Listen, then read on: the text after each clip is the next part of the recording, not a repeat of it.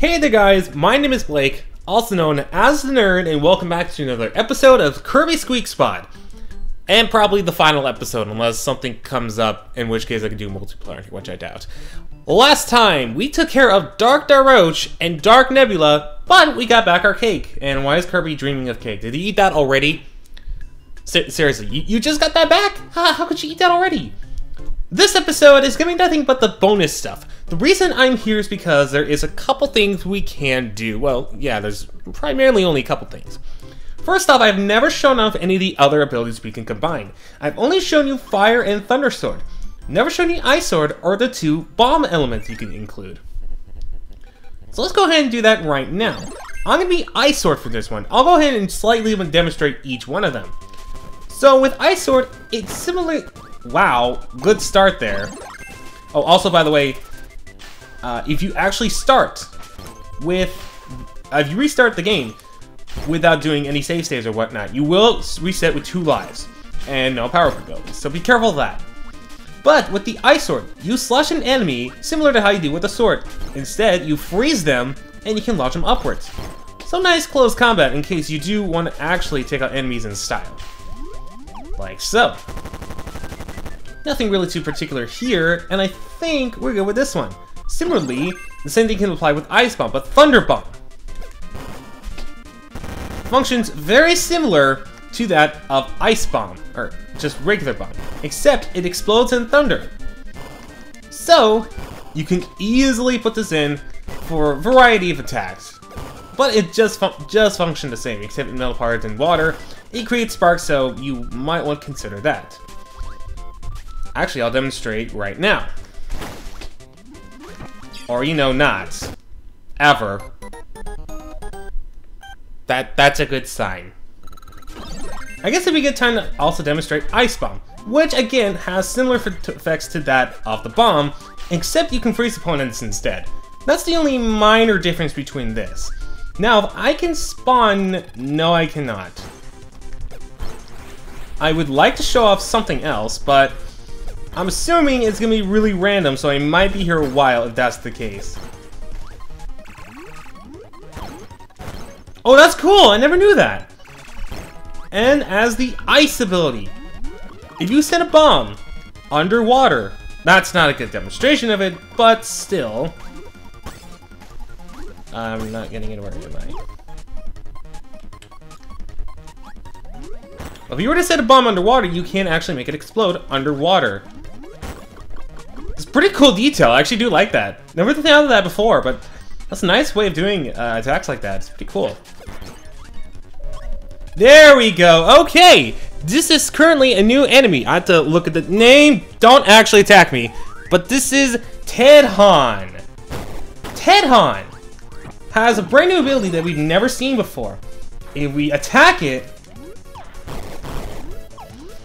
also, his only way of attacking you is with his mini ghost abilities. Swallow those in order to do damage, should you not have a power-up. So this technically is the easiest boss to beat.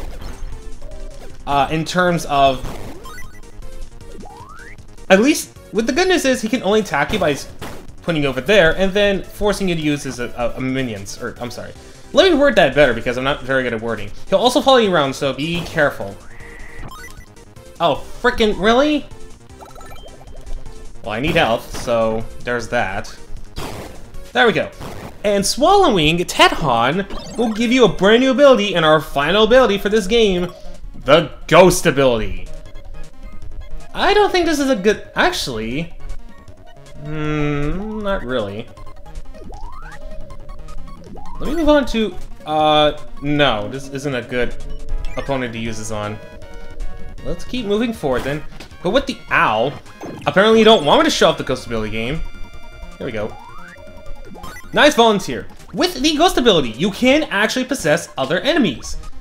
Ultimately, you can also make them attack by using their representative moves. On top of that, they can...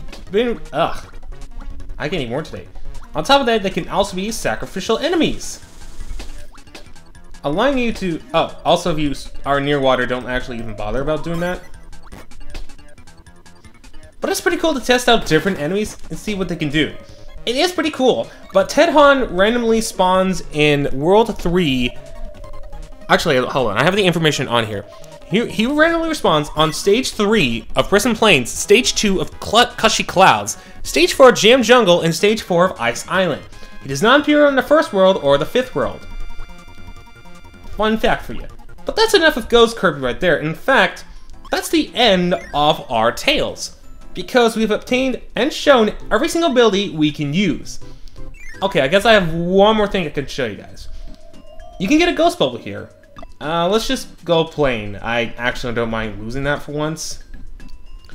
Also, I can't show what happens when you get a game over.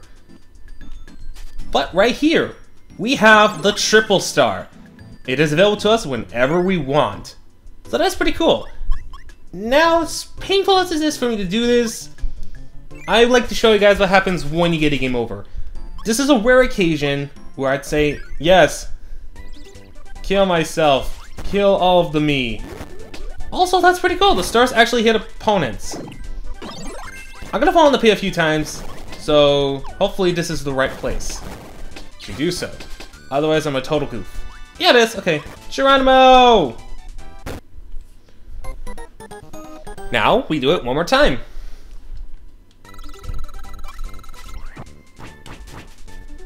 I'm gonna do it while eating something. Don't touch me. Don't touch me. I'm plump. Geronimo! I love doing that.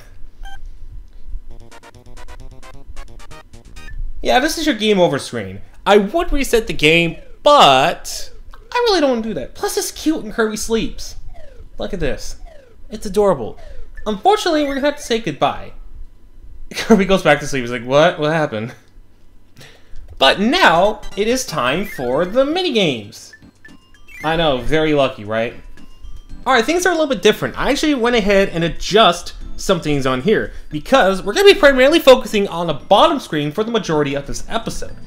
As you can see, we have 3 minigames we can choose from. First one is Speedy Tea Time. And of course, we can do 1 player. You can actually choose, hold on, if I can go back to that. You can actually choose between 1 player, multi-card, or the use of a single card. One of the few games on the Nintendo DS that allows you to use single card. Unfortunately, this is the Wii version, we can't really do that. So, we'll stick with 1 player for now. The basic idea of this minigame is to just touch the cake whenever it appears. Don't touch anything like the... Freaking really? Well, Star's got a head start. Be the first to touch the cake as quickly as possible. Do not eat the bomb either. Otherwise, you're going to get stunned and you will lose a turn of eating cake. So think of this as like... Oh, jeez. Well, I'm glad to show that off. Free cake for... Aw, man, really? What? I was fast enough, game. Are you serious? Thank you. Okay, I actually do have a chance to come back here. There we go. Woo! I almost lost level 2 there. That would have been majorly embarrassing. But that's actually a pretty simple one. We don't need to do this anymore, so let's move on to our second minigame, which is Smash Ride. Smash Ride, pretty much you just flick to beat enemies up. I'm going level 1, I know it sounds kind of stupid. This one, you need to pay attention to both the top screen and the bottom screen.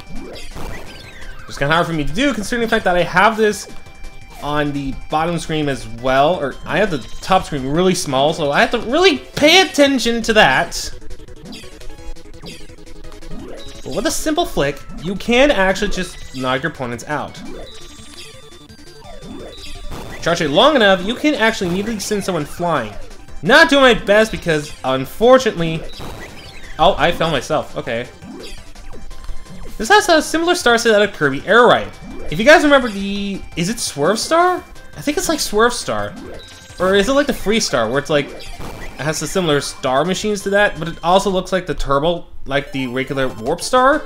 That is pretty cool, but I think we won that. Oh yeah, easily. Okay. So that's enough of that. Now let's go ahead and select our final game, Treasure Shot. Which basically, you fling food. You fling these things at food. Wait until it's open, and then fling it there. get the cake, and then you can claim the prize. I ultimately want to go for the cake. You do need to hit the cake a few times, though, in order for you to do this. Oh, don't hit bombs either, because... Or you can trick your opponent into using bombs as well. Again, I know I'm using level 1, but that's for a completely different purpose. You hit the bomb, you actually get stunned for a bit. Luckily, it isn't as much as, say... the bomb in the, what is it? In Speedy Tea Time. That's what I was wanting to go for. But that's it. That's all 3 of the minigames here. I know, really quick demonstration of these, but we have one more, and that is Boss Endurance. Basically, it is the arena of most recent Kirby games, where you're fighting nothing but the bosses with maximum tomatoes in hand. Might make that another bonus episode at some point, but I just want to I want to demonstrate that just in case we weren't clear on that. And the extra mode. Move quickly to collect all the treasure chests. So it is basically like a speedrun thing. Basically get all the chests in speedy time. There we go. I didn't realize it was not the... I was showing the bottom screen as the major thing. Guess I didn't really think that through, did I? Of course not. But it is pretty cool in case you do want to speed time yourself on how quickly you can beat these levels, and especially if you can 100% them pretty quickly.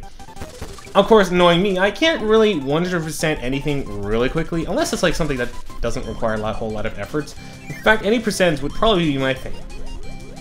But I can get through this level decently quickly. Not world record time minus glitches and whatnot. I don't think there's any glitches really in 1.1 that can make these any quicker. But it's a nice thing in case you do want to use it. And of course, you can run out of lives, and of course you can get a game over. So just be careful that when you're doing this. And there we go. 56 seconds. Again, not a super impressive time, but hopefully it gives you an idea of what this whole idea of this is. Pretty much, it's just a speedrun thing. Luckily, when you stop between different worlds, you can actually just stop it. And of course, you can just go back in here and reset. You are stuck on this for a while. Very luckily, it isn't hard mode or anything like that. And with that, ladies and gentlemen, this wraps up another Let's Play, and I'd like to thank you all for watching Kirby Squeak Squad. Again, it's been a fun project, and I'm really glad I decided to do this years down the road and actually complete it. This fills my heart with joy, honestly, that I've had something long time coming out of my chest. It feels really good. Anyways, with all that being said though, check out the playlist for any episodes you might have missed from the past, or on the eye in the top right corner, or the upcoming Ansley. And with all that being said though, my name is Blake, also known as the Nerd, and I'll see you in the next project. So till then, take care. Hey there! Thank you so much for watching this video. If you like what you saw, then feel free to hit the like button and share with people you know. If you're interested in checking out my other work, then click on an annotation. If you really enjoy my content, you can subscribe and ring the bell. It's absolutely free, and it really helps out. Thanks again, and I'll see you in the next one. Take care!